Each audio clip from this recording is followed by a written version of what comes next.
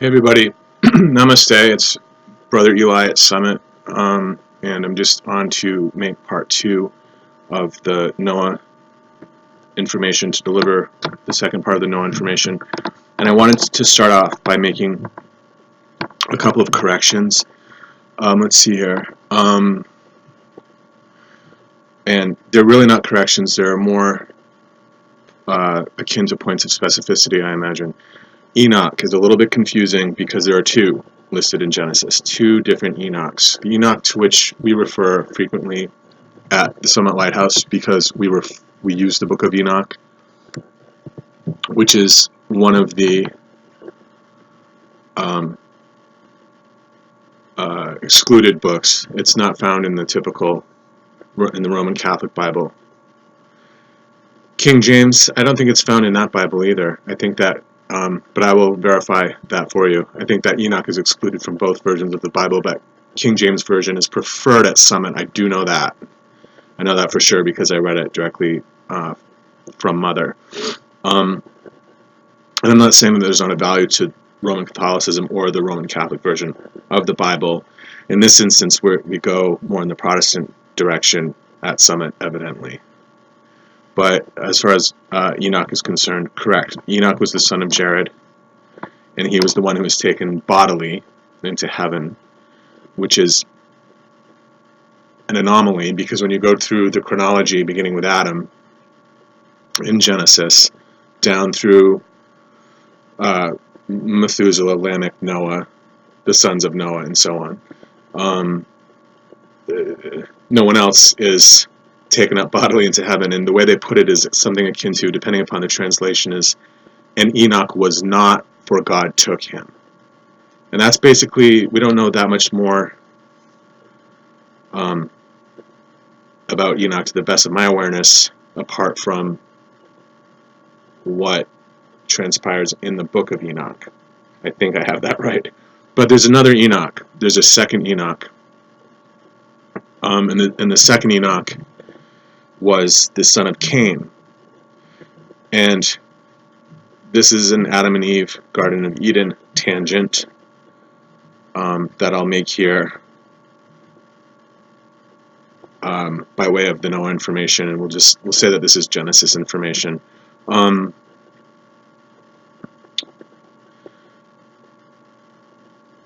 If you listen to the story, there's something critically amiss in the creation myth when it comes to the Garden of Eden, and I will tell you the entire. I'll tell you what transpires, and then I'll ask you where it is that the narrative doesn't hold together, where there's a gap in the Genesis creation narrative. So God makes Adam and Eve. We know that story, and gives him dominion over the animals. They're not eating the animals at that point. Rather, they are naming them. Okay, some people aren't aware that there was no meat eating before the flood, and it's really after Noah attempts to propitiate God that meat eating is permitted. And in my interpretation, it's a debate as to whether that's considered by God to be a blessing or not. It's not necessarily a blessing that now God says, and the animals you will now eat. That's a subject for another time, but Adam and Eve. So God makes Adam and Eve. As we know, God made Eve from the rib of Adam, and we know the part about the temptation. The temptation of Eve by the serpent, and we can debate that endlessly as well, the meaning of that, and it's an important moment in the creation story and in the Eden mysteries. But Adam and Eve have children. The children are Cain and Abel. And in fact, there's a third son to whom I refer as an esoteric son, and his name is Seth. But we'll get into the Sethites at another time. Adam and Eve had Cain and Abel. Okay, this is the narrative to which I referred earlier. Cain kills Abel. God, in fact, acts to protect Cain after Cain is banished from the Garden of Eden, but God protects him by putting a sphere of protection around him so that other people will not be able to injure Cain in retaliation for having killed his brother. And Cain is banished to east of Eden, also known as the land of Nod, where he marries a wife, marries a woman, also known as has a wife, and has a son named Enoch. So that's the other Enoch, is Cain's son Enoch. And Seth has a son names him Enos, E-N-O-S, also pronounced Enosh, and I think spelled with an H, depending upon who's doing what with regard to biblical language. But two Enochs, one is an Enos, rather two Enochs plus an Enos, but the two Enochs which I refer is the son of Jared, who is the father of Methuselah, and so Noah's grandfather. Is that how that works? Noah, let's see, Methuselah, Lamech. Right, Enoch would be Noah's great-grandfather, I believe. Yeah, I'm pretty sure that's right.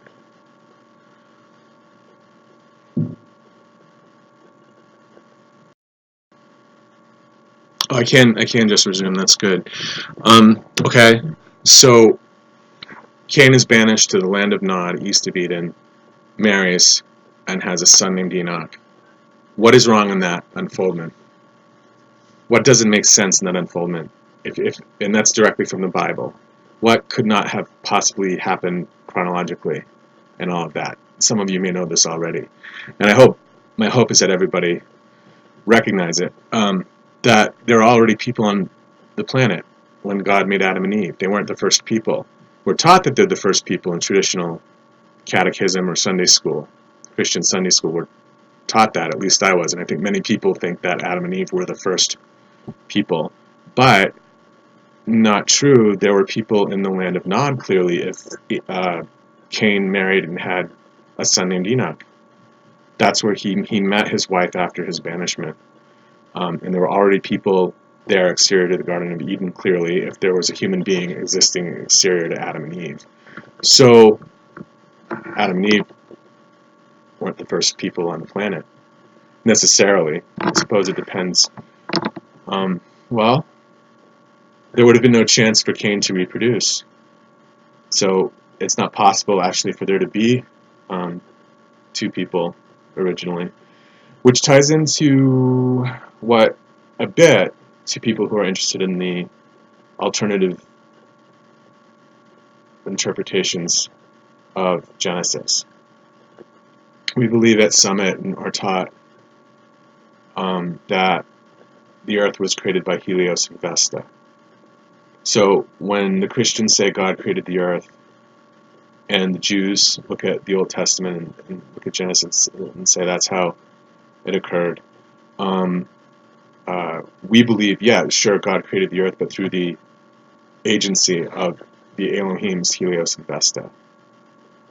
The Elohim. And at the behest of Alpha and Omega. So it was Alpha and Omega who told Helios and Vesta to create the earth. The earth was created, God made Adam and Eve in the Garden of Eden, but as I explained, there was also a land of Nod.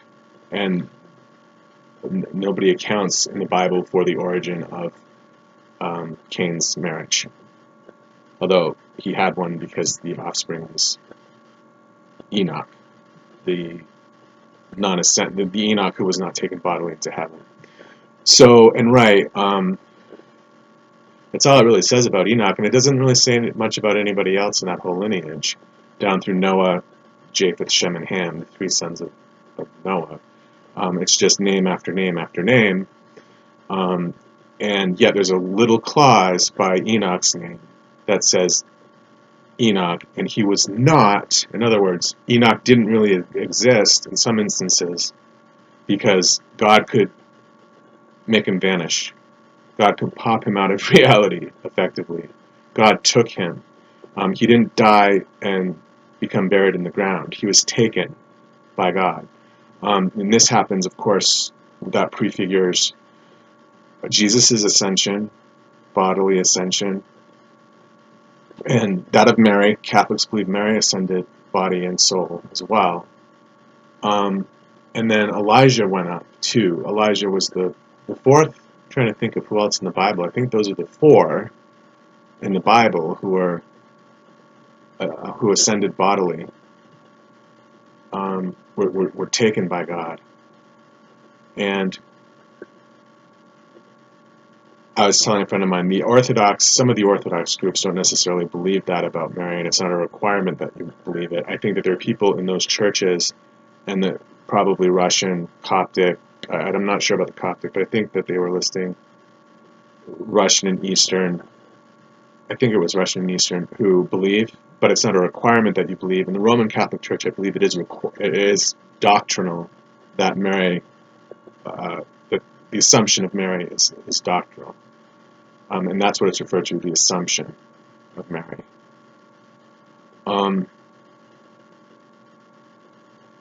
That's how they refer to it. I'll have to look up, if there's an Ascension of Mary. The Assumption of Mary refers to Mary as quote-unquote ascension, but I think that it's only Jesus who has an ascension in the typical RC. I'm not really sure. But there's also a story through Summit. It's an interesting anecdote, and some of you might have read it in the books. And I heard it from a rancher who knew Mother, and was taught this directly, I believe, in a darshan, satsang, that Jesus actually, this is Guru Ma who said this, after his return, he stuck around. So when he came back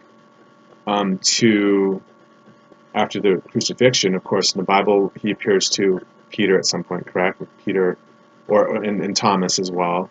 And I'm trying to think who else. And all the apostles, but he sees Mary Magdalene first. And at one point says, "Touch me not." There was a point at which she couldn't touch him. It's because he hadn't ascended to. I think that's because he hadn't ascended to the Father. In any event,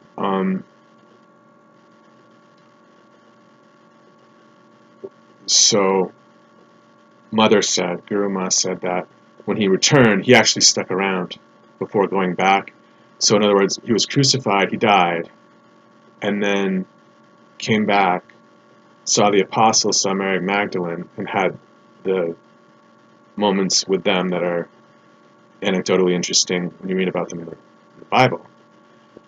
But and then the Romans teach that, and I believe that the Bible indicates that then he just went to heaven, or was reunited with God in heaven, seated at the right hand of the Father, etc.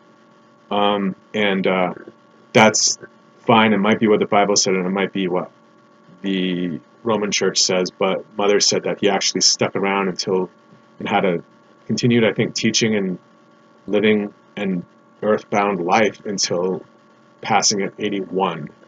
And it might be that he actually returned to the Himalayas and made his final ascension from the Himalayas.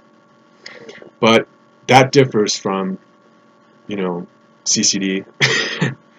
that differs from CCD and catechism and so on.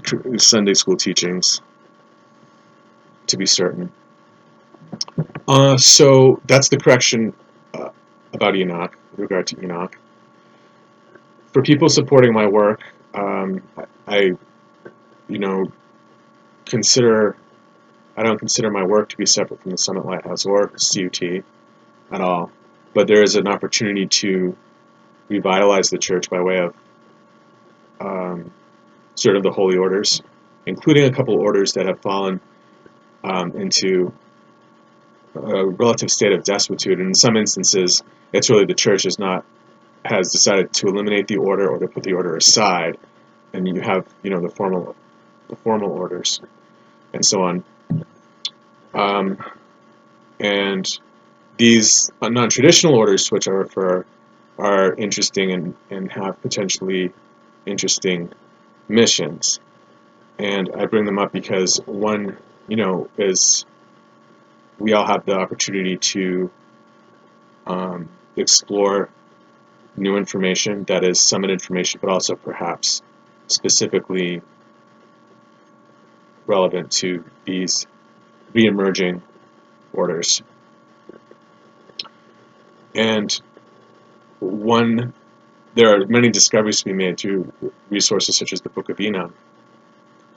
And we have the angel, the typical angels. The Book of Enoch is interesting because there are angels in Enoch that aren't necessarily listed at Summit or known to Summit formally rather. And but they're there in Enoch, and we do support Enoch, so they are authentic angels to which we can refer now.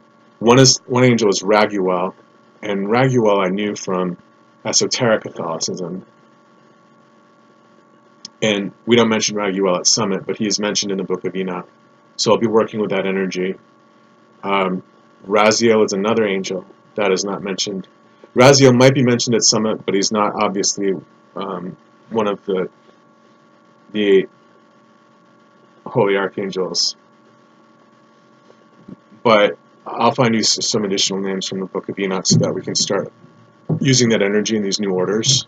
I think that's a really interesting idea, and I'd like to support everybody in coming together to do that.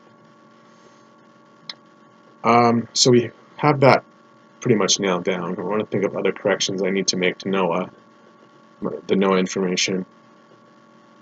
I'm not sure. I was able to verify that it was on January 1st, 1956, that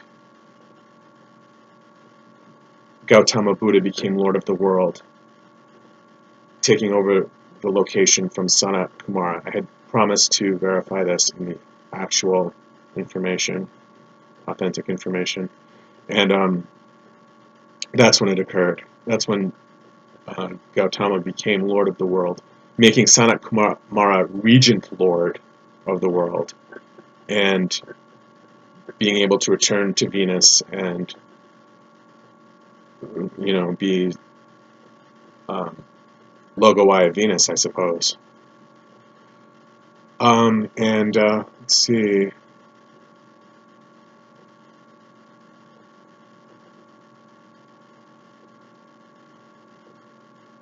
And I'm fairly sure that, and Jesus, an Office of World Teacher, I can probably figure that out for us now. Let's see if I can get on and find it.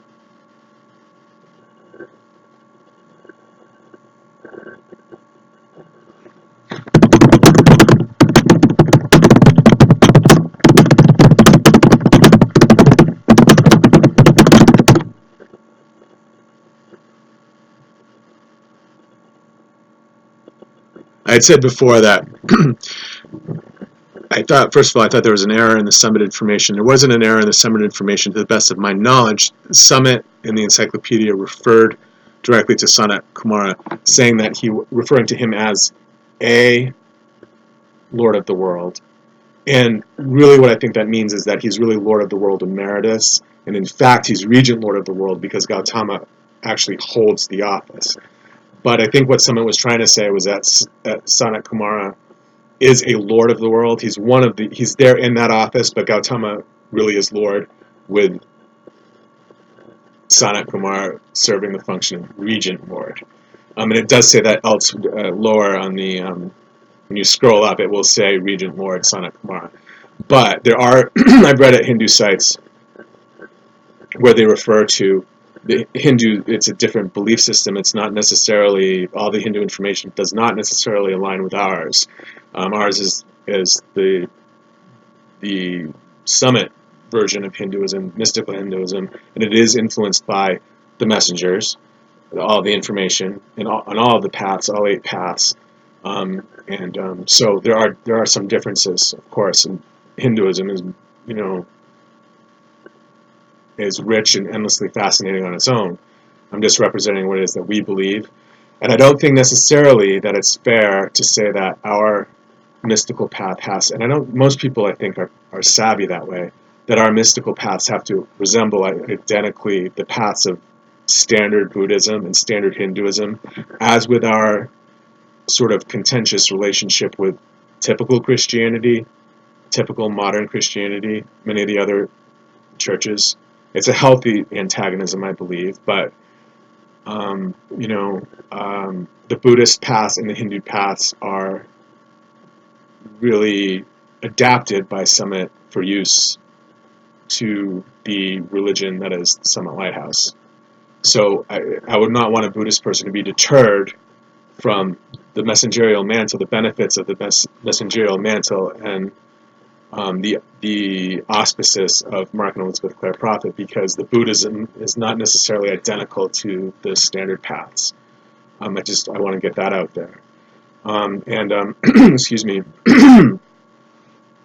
So the other correction, Maitreya. So look, Maitreya is Lord of the World. No, I absolutely, again, that's people, for what it matters. That's one place where I entirely differ from um, some people in Asia and all over the world who believe that Maitreya that it's changed again. I don't believe it's changed, and we don't teach that either at our headquarters, our mystery school. So, and let's see here, what else?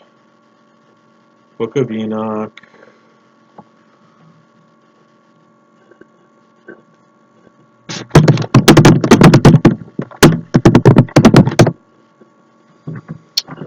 Let's see. Angel Raziel, right?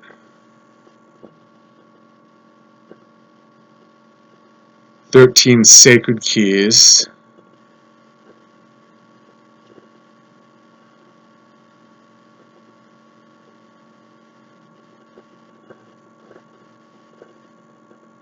Book of Raziel. Let's see what this is. Magical Hebrew Works. First printed in Amsterdam in 1701. Listen to this. It was reprinted many times because of the popular belief that the book protected its owner's home from fire and other dangers. There are some manuscripts of at least parts of this work which date back to the 16th century. However, in its printed form, it was not compiled much earlier than the 17th century. It contains Kabbalah, it says in the prologue, by which they can cause angels, according to his month and his day, to perform miracles and cast out the evil spirits which occasionally enter in men. Fascinating. And then what the prologue begins is it was actually a book delivered by Raziel to Adam. The biblical Adam, after 130 years of his repentance. Remember, Adam lived to be, I think, it was over 900 years old. I think Adam lived to be 930 years old. So he was around for successive generations. The sun, moon, stars, and it also contains the knowledge of conversing concerning the sun, the moon, and the stars, and to cause to be sick and heal again. And it speaks of many other powers of the vegetable world, precious stones, fishes, fowls, wild beasts, also to be enabled to foretell by the means of the stars, and to explain the rod of Moses, wherewith he performed wonders. Book of Raziel, and it goes, I see, into a discussion of Job begetting sons and daughters. Okay.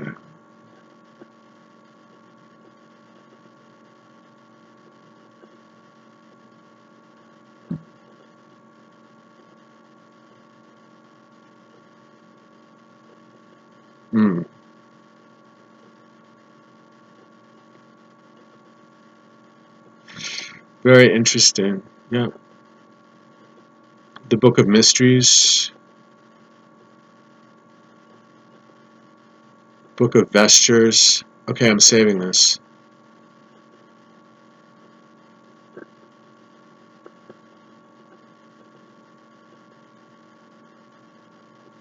You guys are going to love this if you haven't found it.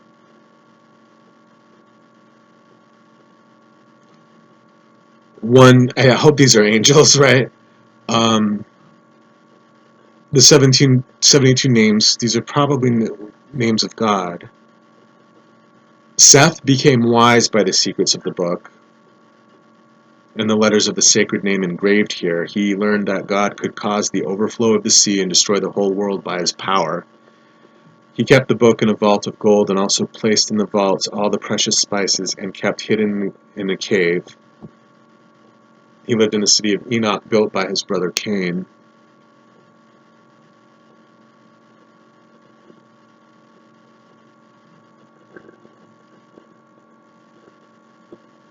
It's interesting. There's a warning against you watching the feet, watching the footpath when you enter a certain house. There are all sorts of esoteric um, uh, esoteric. There are bits of esoteric information, advice, like esoteric advice. It's I don't want to say practical magic, although some of it could be considered as such. Mentions Elohim.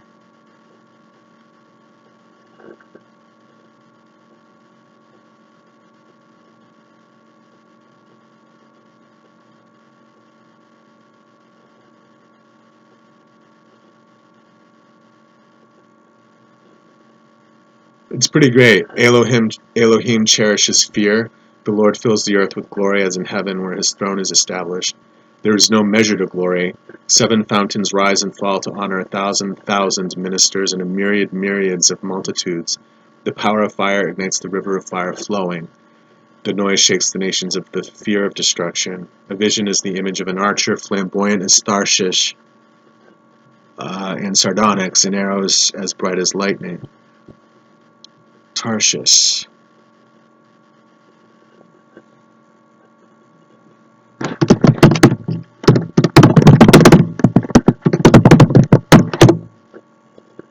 Or Tarshish maybe. I think it's, yeah, they're leaving the H out here. It must be Tarshish or Tarshish. Tarsh. I have no idea.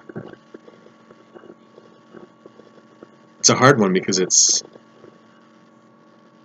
is Tarshish. Okay. Okay, we have it. Asking Angels. Okay, this is someone else's site.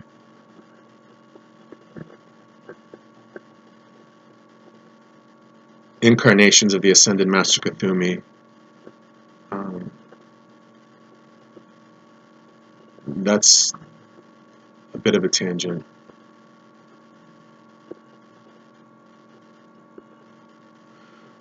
Well, let's see.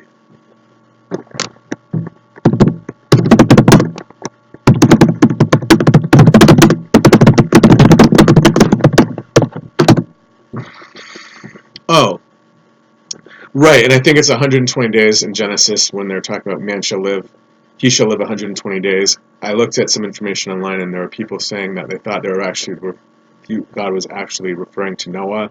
Noah lived to be 600 years old, or around 600, not as long as Adam, I don't believe, but um, um,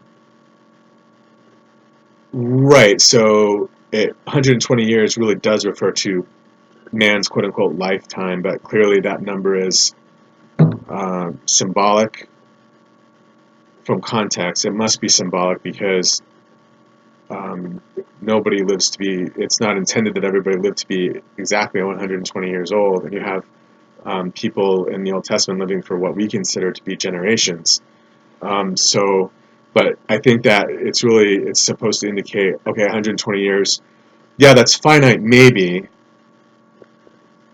but who knows? I mean, who knows if it's intended to be finite if time is the way that it truly is, which is not finite.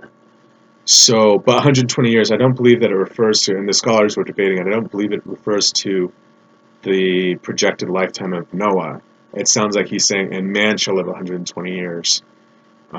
That's all. That's somewhat minor, but it might be interesting. That is what is said in the Old Testament, is that that's the shall be the length of man's life. World teacher. So how does this tie into January 1st, 1956?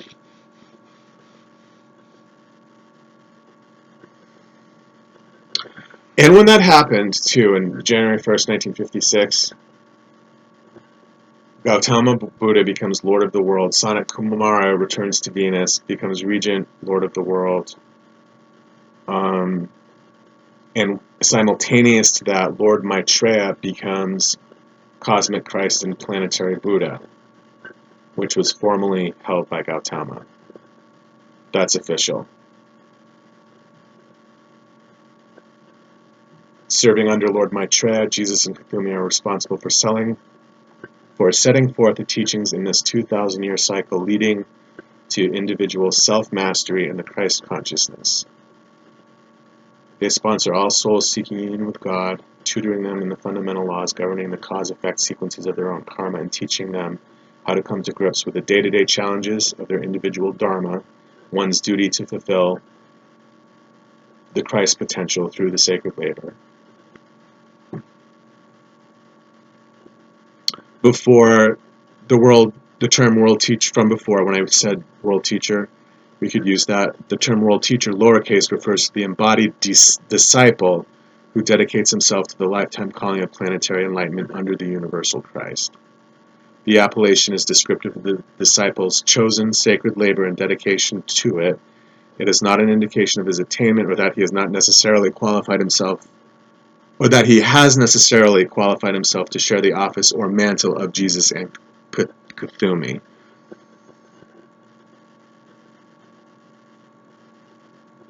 It is not an indication of his attainment, or that he has necessarily qualified himself to share the office or mantle of Jesus and Kuthumi, which literally translated means that anyone can use it, and you can also use it if you have qualified to share the office or mantle of Jesus and Kuthumi.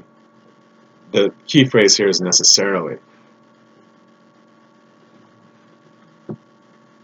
And right, and good source for all of that. Actually, the source is Saint Germain on Alchemy, Formulas for Self-Transformation. That's a book by Mark and Elizabeth Clare Prophet. Saint Germain on Alchemy.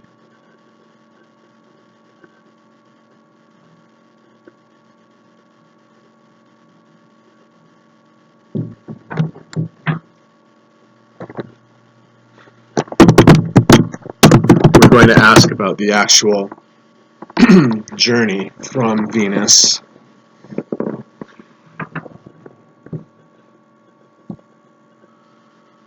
his coming to Earth.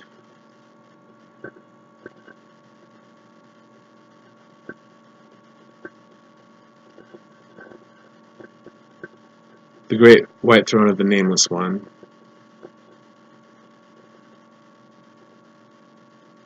Winged messengers. This goes on for quite a while. Robed in white, it was the royal priesthood of the Order of Melchizedek, the anointed ones who kept the flame and the law in the center of this hierarchical unit.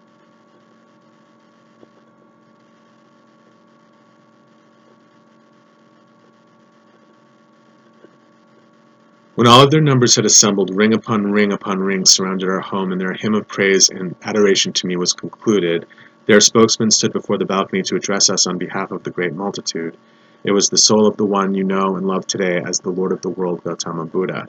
And he addressed us, saying, O Ancient of Days, we have heard of the covenant that God hath made with thee this day, and of thy commitment to keep the flame of life until some among earth's evolution should be quickened, and once again renew their vow to be bearers of the flame. O Ancient of Days, thou art to us our Guru, our very life, our God. We will not leave thee comfortless. We will go with thee. We will not leave thee for one moment without the ring upon ring of our chela-ship. We will come to earth. We will prepare the way. We will keep the flame in thy name.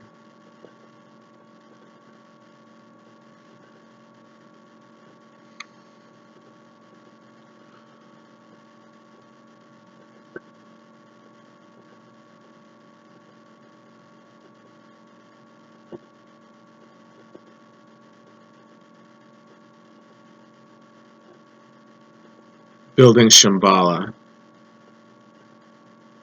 Thus when Sanat Kumara came from Venus to make the earth his temporary home, he was accompanied by a retinue of many great beings of light, including his daughter, the Lady Master Meda, and 3 of the 7 holy Kumaras.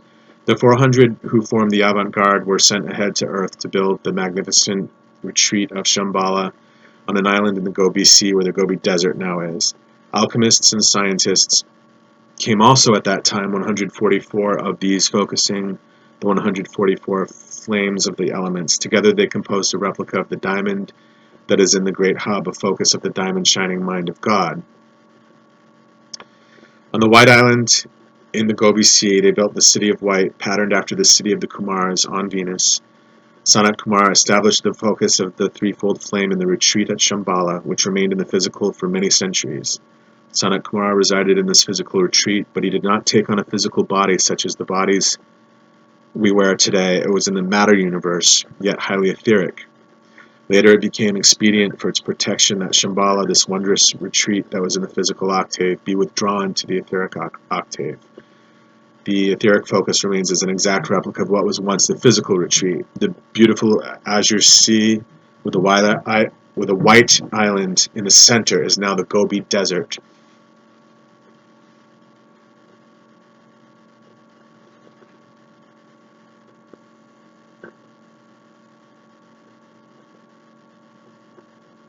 More about Yule. Dipamkara, which I mentioned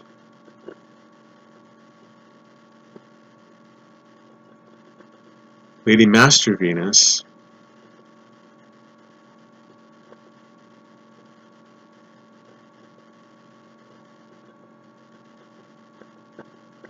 On July 4th, 1977, SK said, "The Cosmic Council and the Lords of Karma have granted and decreed that I might be allowed to tarry on Earth, in Earth, for certain cycles." It says both, that I might be allowed to tarry on Earth, in Earth, for certain cycles of manifestation for the absolute return of freedom into the hearts of light bearers of Earth. I place my body as a living altar in the midst of the people Israel, and in that body temple is the original blueprint, the sole design for every son and daughter of God and the children of God who have come forth. For it is the desire of the Cosmic Virgin that none of her children should be lost, none of her sons and daughters. And thus I joined the Lady Master Venus, who has been tarrying with you these many months, and we, together, focusing our twin flames in the Holy City, will stand for the triumph of that community of the Holy Spirit that must be manifest as the key to the release of light in this age. In a dictation given July 4th, 1978, Sanat Kumara told us he was manifesting that night in the physical spectrum, and I'm anchoring in this very earth plane the full weight and momentum of my office as the Ancient of Days, such as I have not done since our coming to the place prepared at Shambhala. Place prepared is capital, both P's, place prepared, okay?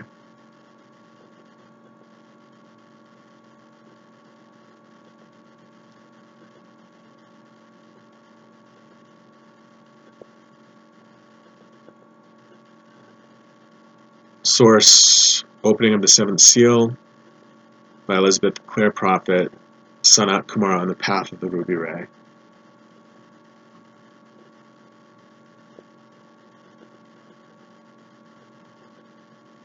The strains of Sanat Kumara's keynote were captured by Jan Sibelius in Finlandia. So powerful is the release of the flame of freedom through this music that during the Nazi occupation its playing was forbidden, lest it arouse the fervor of the people for freedom.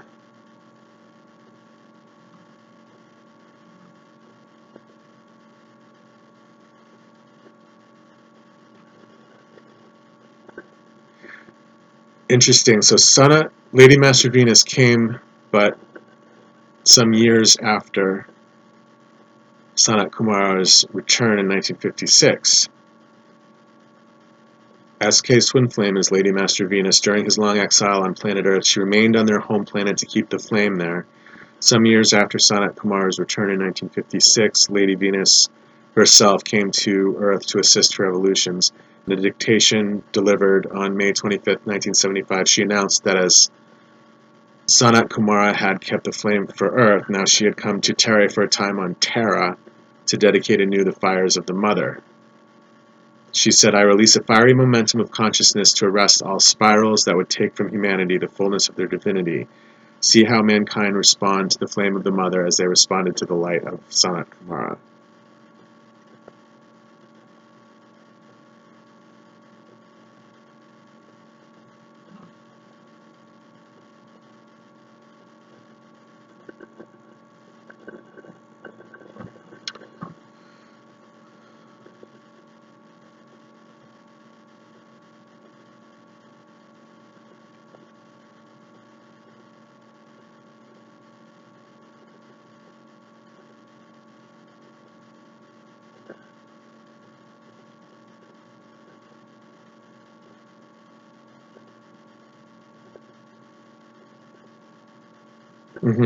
Okay, more excerpts from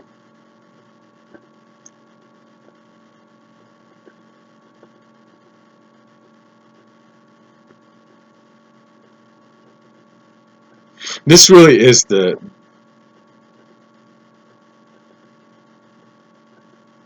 nowhere on earth was there a mystery school.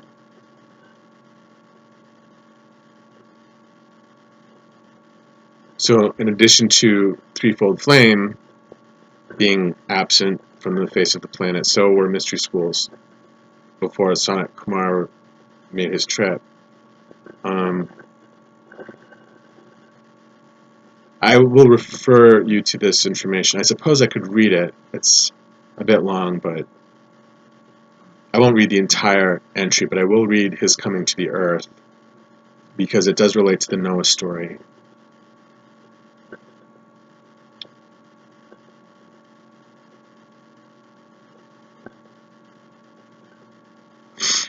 And I'll read redirected, where it says redirected from Sanat Kumara and Lady Master Venus.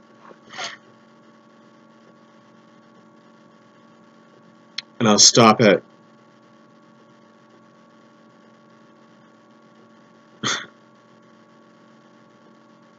how about we won't get into the Yule log and Wasak yet, but I believe that I covered that in one.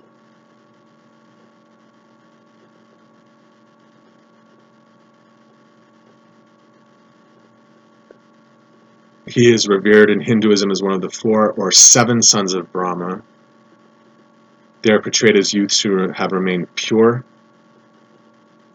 The Sanskrit name Sanat Kumara means always a youth or eternal youth. He is the most prominent of the Kumaras. So we'll stop at Hinduism, Skanda, Kartikeya, who is the son of Shiva, and Parvati.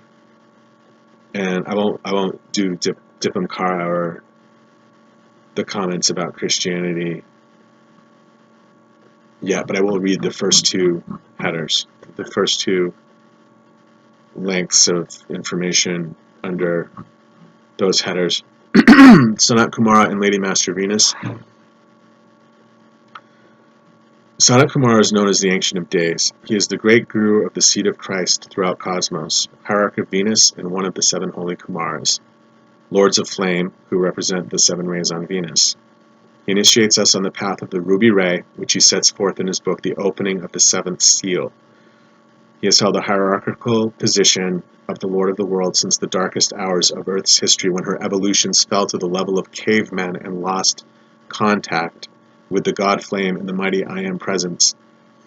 When the Earth was at the point of being dissolved because there was no one who was keeping the flame of the Christ consciousness alive, Sanat Kumara came to Earth, a voluntary exile from his planet Venus, to keep the flame until sufficient numbers among mankind would respond and begin once again to maintain the focus on behalf of their brothers and sisters.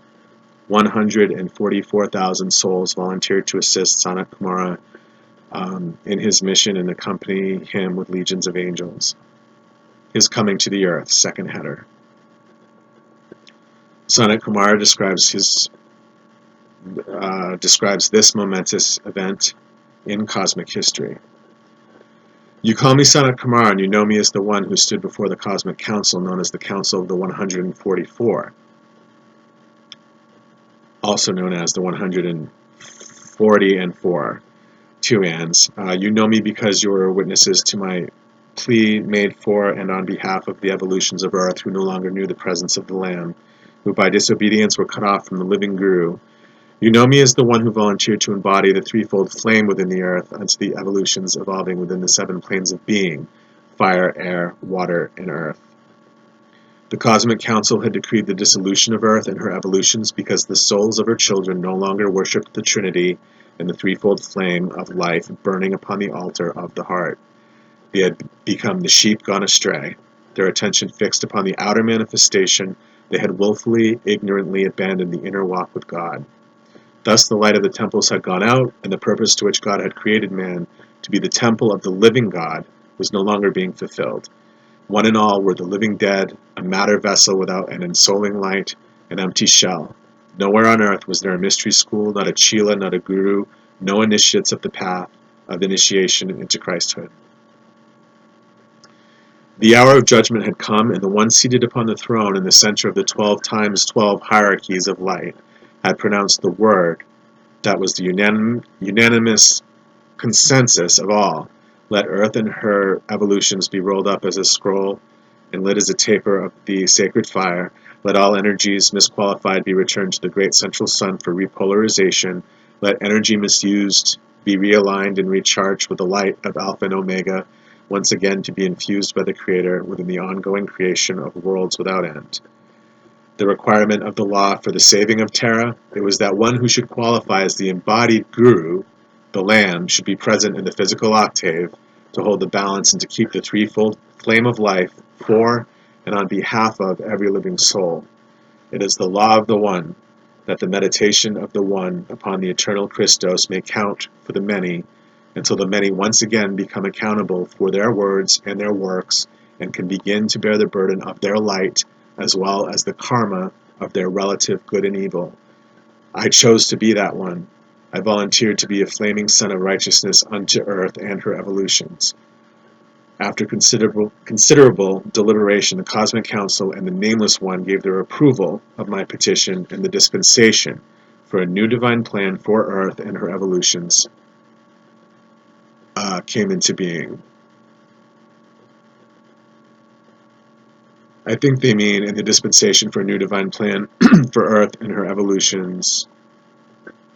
Maybe they mean in that, and so that dispensation is awkwardly worded. I think that there's an error. After considerable deliberation, the Cosmic Council and the Nameless One gave their approval of my petition and the dispensation for a new divine plan for Earth and her evolutions to come into being. Likely is what they intended if they wrote came into being. Thus I knelt before the great white throne of the Nameless One, and he said unto me, My son, Sanat Kumara, thou shalt sit upon the great white throne before the evolutions of earth. Thou shalt be to them the Lord God in the highest. Verily thou shalt be the highest manifestation of the deity that shall be given unto them until, through the path of initiation, their souls shall rise to thy throne of awareness and stand before thee in praise of the I am that I am which thou art. In that day when they shall rise up and say, Blessing and honor and glory and power be unto him that sitteth upon the throne and unto the Lamb forever and ever. Behold, their redemption draweth nigh. And he said unto me, Thus unto the evolutions of earth thou shalt be Alpha and Omega, the beginning and the ending, saith the I am that I am, which is and which was and which is to come, the Almighty. And he placed upon me his mantle of sponsorship of the Father unto the Son, which would become in me his sponsorship of a life wave that he now made my own. It was a trust. It was the initiation of the Father in the Son. And the council of the 144, forming a single solar ring around the great white throne, intoned the word with the great beings of light, forming the inner circle round about the throne and saying, Holy, holy, holy, Lord God Almighty, which was and is to come. And I heard the echo of their chant of the holy, holy, holy, all the way home to the morning star, to my twin flame, whom you know as Venus, and to the sons and daughters of the love star. Winged messengers of light had announced my coming in the disposition of the Cosmic Council and the dispensation granted. The six, my brothers, the holy Kumaras, who sustained with me the seven flames of the seven rays, Mighty Victory and his legions, our daughter Maida, and many servant sons and daughters whom you know today as the Ascended Masters, welcomed me in a grand reception.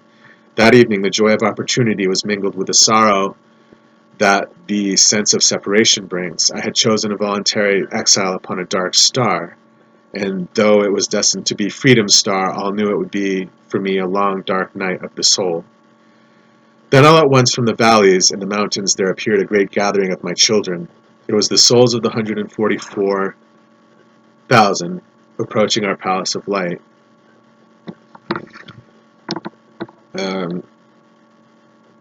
If you're to be a stickler, it was the souls of the 144,000. 144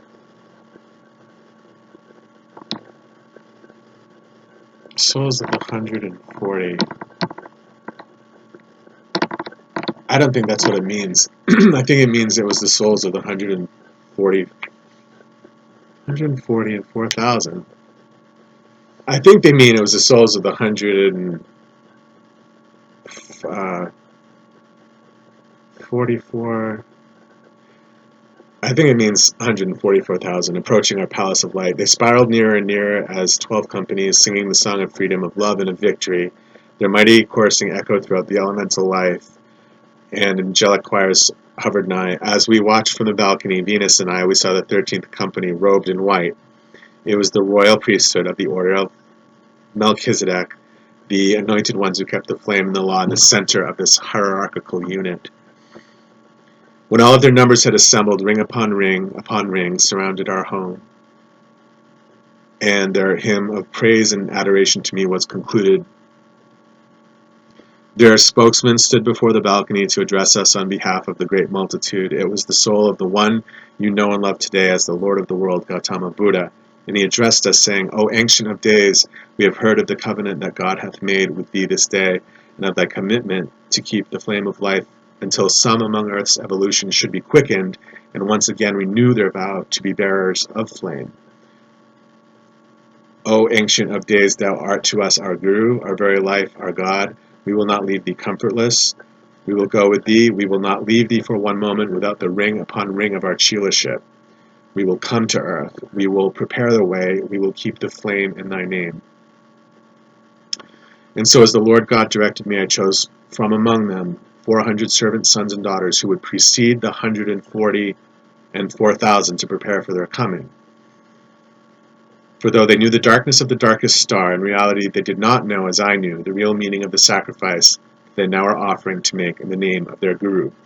We wept in joy, Venus and I, and all of the 144,000, and the tears that flowed on that memorable evening burned as the living sacred fire, flowing as the water of life from the great white throne and the cosmic council, our sponsors.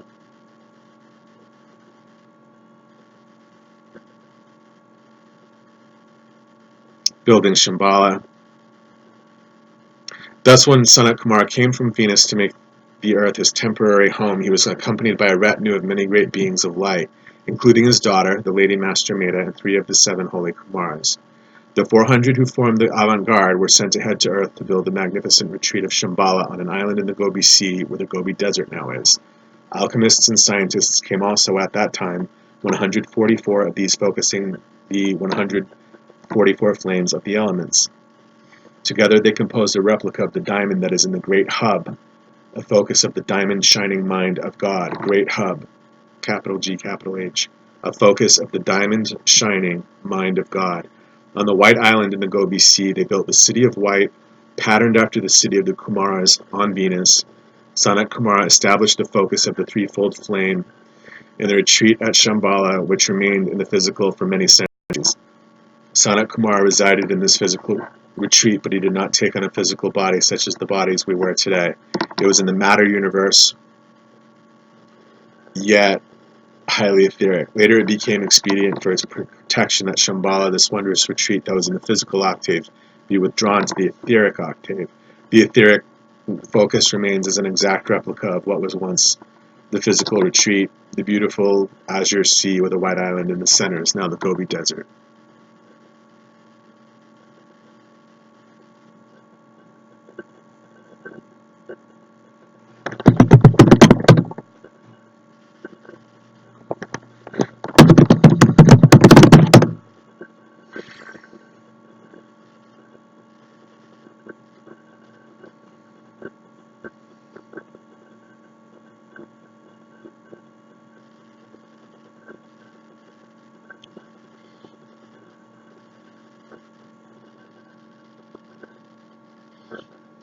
She's going to say it twice. Okay. I think that's probably it for now, unless we want to start cracking into...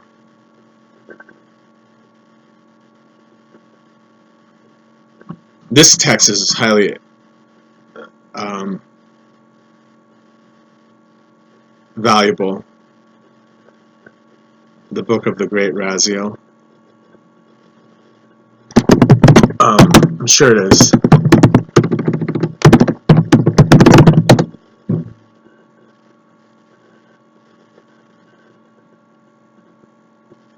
Oh, I don't need a 7-minute dissertation. What is this?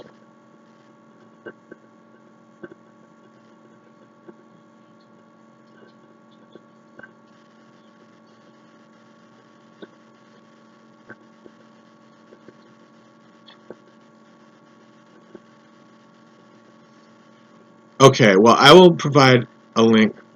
Lorraine Gary. Not to be confused with Lorraine Gray, right? The actress, is that right? I'm not sure exactly, but what I will do is I will save this right now and I will post it. I'm gonna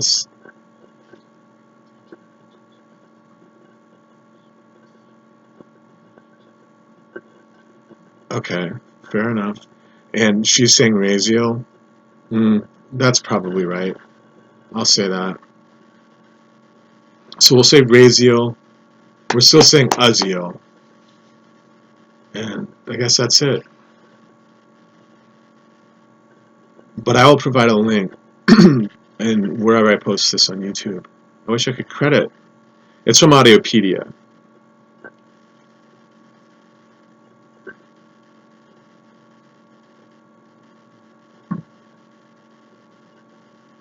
It's targeted. This video is targeted to blind users. Attribution. I'm not sure what the first line means at all. The second line says Creative Commons image source and video, which just means that what I'm looking at here is part of Creative Commons. It's just the word Raziel, very standard font. That's it. And okay, this will go underneath the posting on YouTube. I'll put it in favorites bar so I can see it. Yeah, it's right there. And then, okay, Raziel.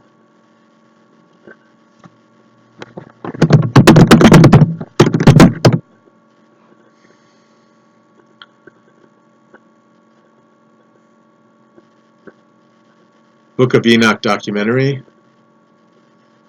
God, Angels, Devils, and Man.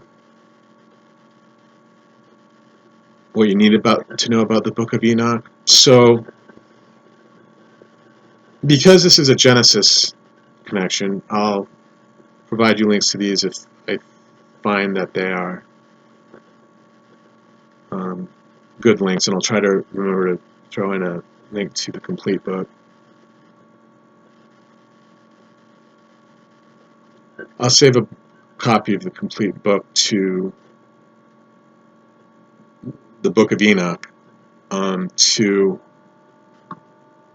watch later. This source says that the Ethiopic version is several centuries older than the Slavonic. Let's see. I'll put it right in the Summit Lighthouse right now. And I'll throw a copy in whatever Aaron Prophet's doing on my playlist, and I'll put a copy in Holy Orders so that we remember to learn it. Soul of Islam. Really could go into one of any of these folders. Book of Enoch, Soul of Islam. Looks like that'll do it for now. Non-CUT Gurus, I'll throw a copy in there in the event that someone has an interest.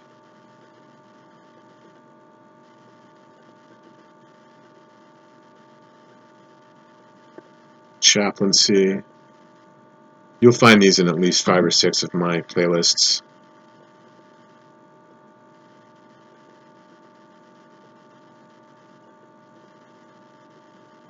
That's going to do it for now, I believe. Yeah, I've got too many playlists. Okay, let's close that down. All right, what else is going on?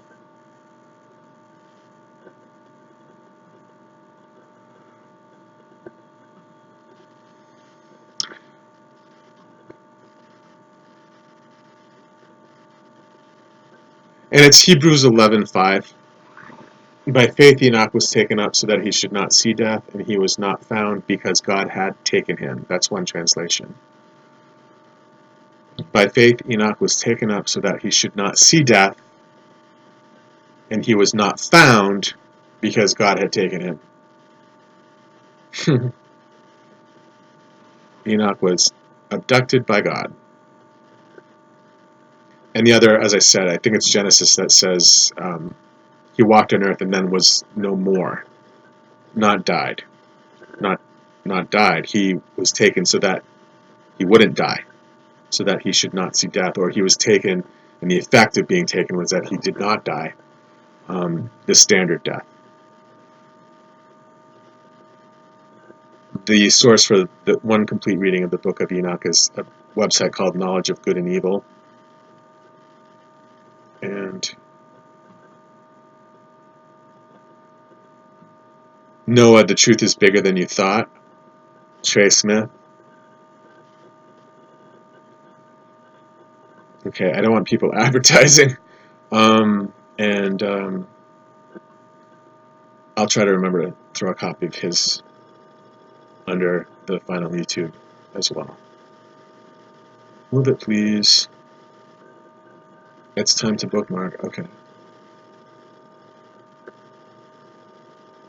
That doesn't look right. Do this. Favorites bar. Favorites bar. Okay, then I'll put it at the top, so I'll be able to remember to pull down. And there's that. Looking good.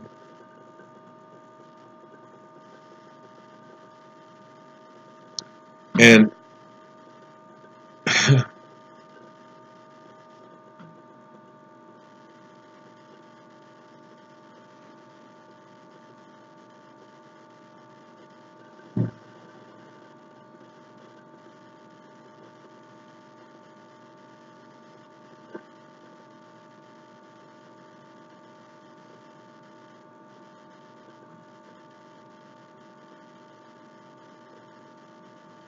so it's not going to offer a discussion of the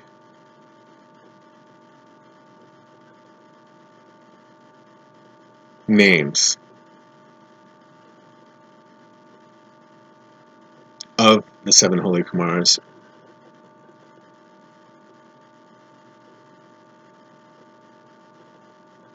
But we know that Sanat Kumara is one of those 7. Hindu tradition describes the Kumaras as the 7, sometimes 4, as I stated, mind-born sons of Brahma, who forever retain their youthful purity and innocence and are called the eternal youths or princes. Sanat Kumara is said to be the most prominent of the Kumaras. Most prominent, but who are the other Kumaras? As I stated, I think one is Sanaka. I wonder if Hinduism has settled on the names.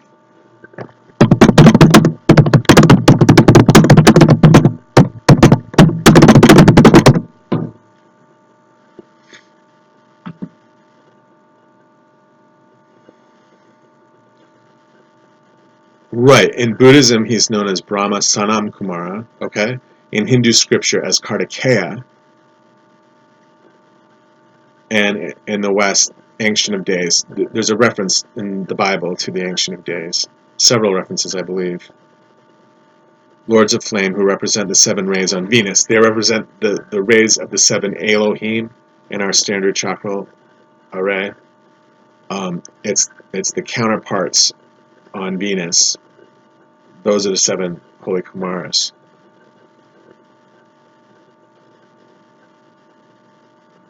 There's actually an encyclopedia listing called 7 Holy Kumaras, but it doesn't. I read from it already, I believe.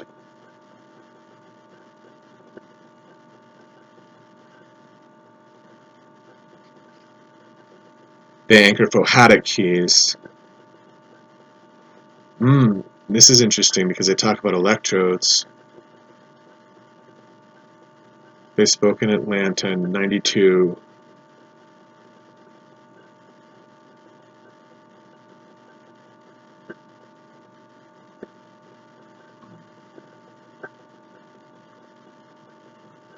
The seven holy Kumars are seven great beings, there are typos here, who hold the focus of the seven Elohim on the planet Venus. Sanat Kumara is one of the seven holy Kumars.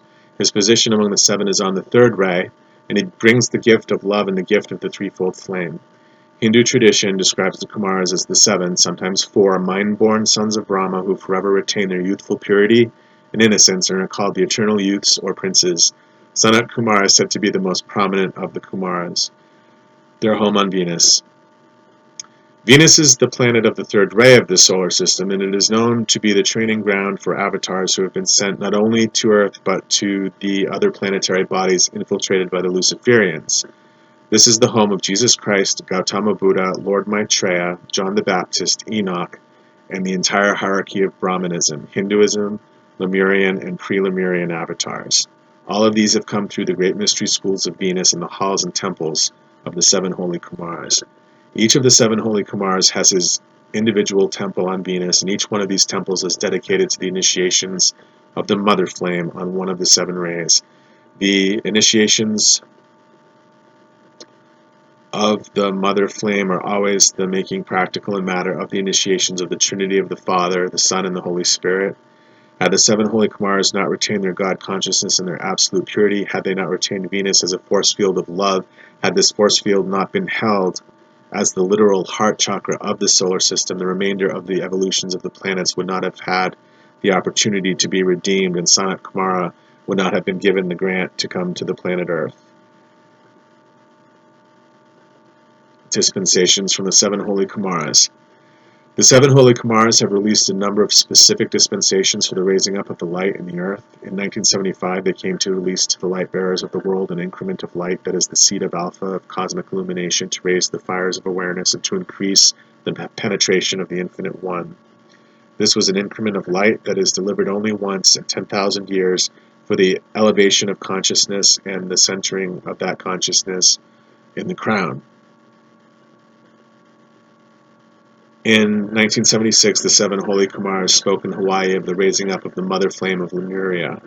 This flame was upon a central altar, and around it, on what is known as the fire ring of the lands that border the Pacific Ocean today, were 12 temples, all dedicated to the mother light. The 12 temples were for the solar initiations of the 12 hierarchies. Each had its own tone and flame. Sanat Kumara said, "We come then for one purpose, and that purpose is to anchor certain phohatic keys in the form of electrodes for the spiraling, rising energies of the seven rays and seven aspects of the mother flame. The raising of these energies is from the point where they descended on Terra.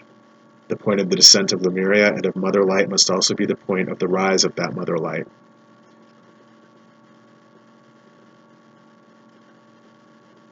More about Buddha, responses from the planets in the solar system, and so forth. I think that's enough information for now. I don't see the names here, and I don't see the names emerging from Hinduism either.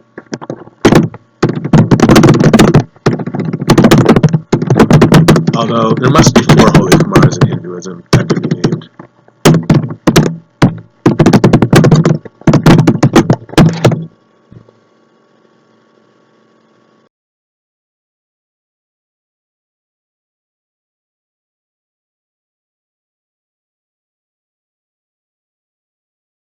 Nandana and Sanat Kumara.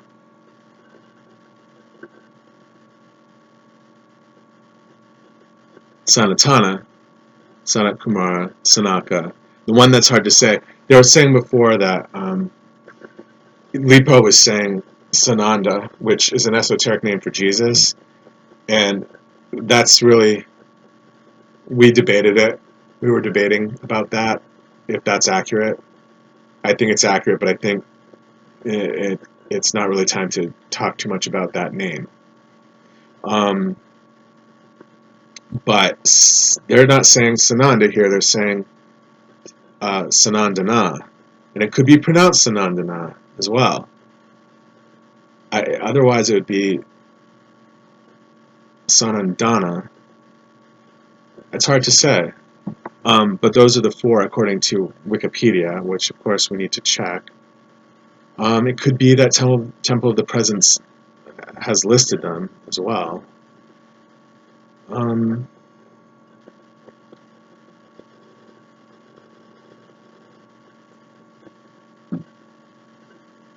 I'm going to check Blavatsky in a second. I'm going to the Heart Center right now to see what they say. You know, and if I'm going to be quoting, of course, I'll credit when I can, when it's practical to do so. Delivered by 7 Holy Kumaras. It doesn't say who those are, and I'm not going to listen to the video to find out. Let's see here. And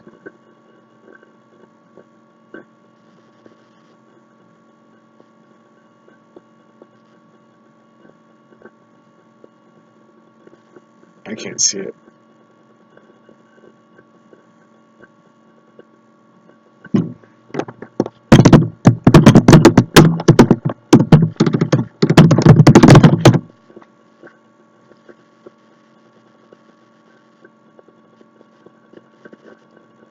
Sanandana, right, is actually not Sananda, Sanandana.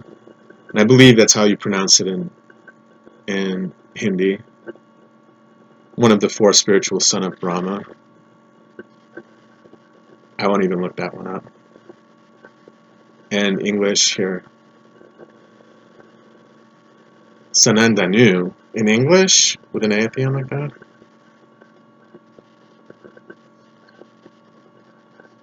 Well, that's just horrible. Canadian English. Listen.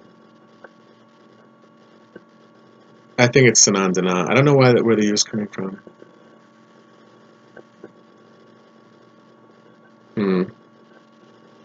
Sanandana. Okay, that's Catalan.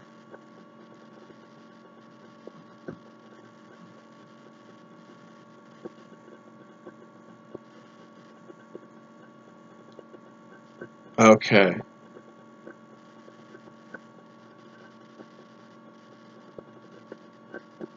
Dutch. Sanandana. Finnish. Okay. So French.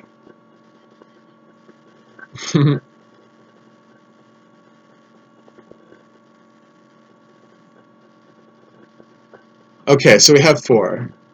Sanandana, Sanatana, Sanaka, and Sanat Kumara. We have 4 of the 7, okay? I don't think anybody claims to have all 7. Yeah.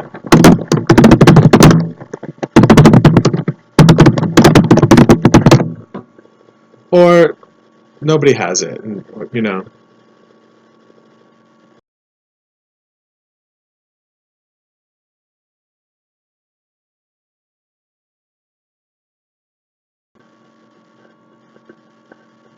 I see. Okay, New Dispensation, Temple of the Presence. First quarterly conference was the Daystar Festival in July of 1996. What's the Daystar, everyone? Venus. In July of 1996, in which each of the 7 Holy Kumars spoke, 6 for the first time in a public release.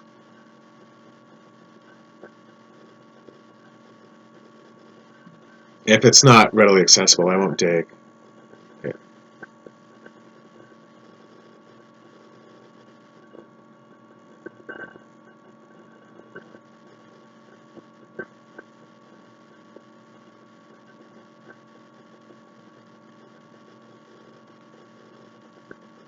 Okay, Vesta's giving dictation.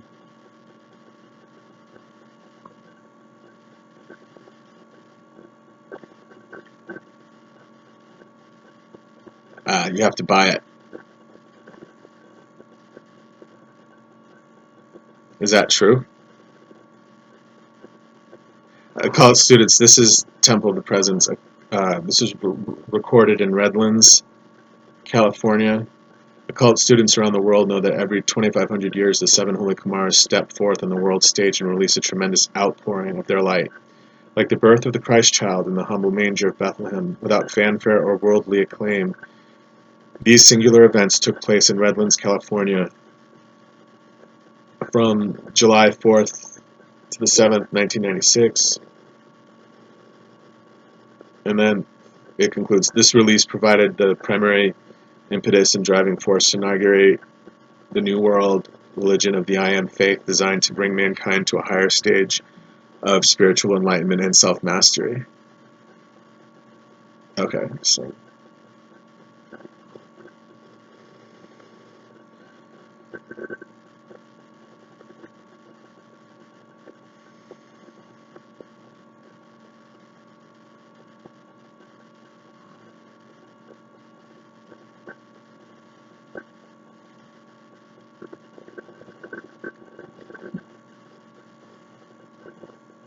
okay, that's Acropolis Sophia. And what's all this here?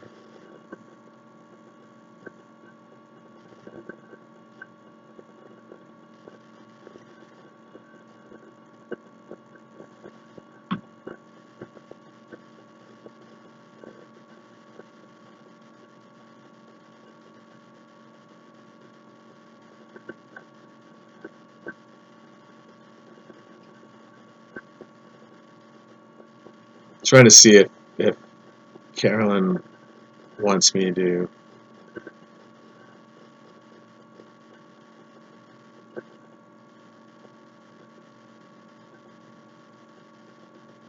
It's best information through Carolyn, to the best of my knowledge, unless this is not connected to Carolyn. There's a picture of her on the right, though.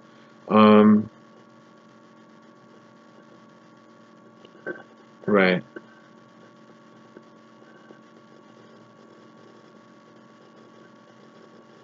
Okay.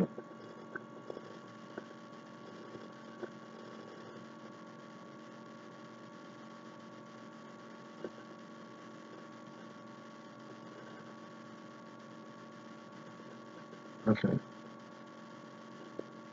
Yeah, I'm not exactly. Okay, so I don't see it here either, and it's possible that if they're saying that all seven spoke, that they were named. It's perfectly possible that that was said, but I think that if you searched for it, Acropolis Sophia, I'm content with the four. I mean, I'm delighted to have the four Hindu ones available. Yeah, I don't see it readily.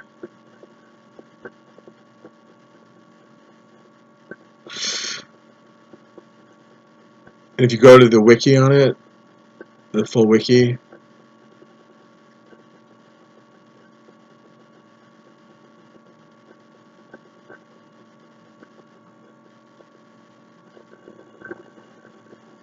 this site is not secure. Okay, so I won't bother digging additionally. That's really good information for now, though.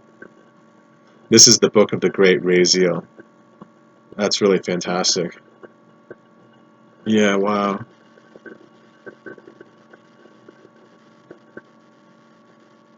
Okay, I'm going to leave it there, review the information, then maybe we'll make a part 3, maybe we'll make an Adam video. Clearly there's a whole opportunity with the Seth information, and we'll push all of this forward. Okay, thanks for bearing with me and patiently enjoying this material. Namaste, and I look forward to serving you again in the future. Thank you. Bye.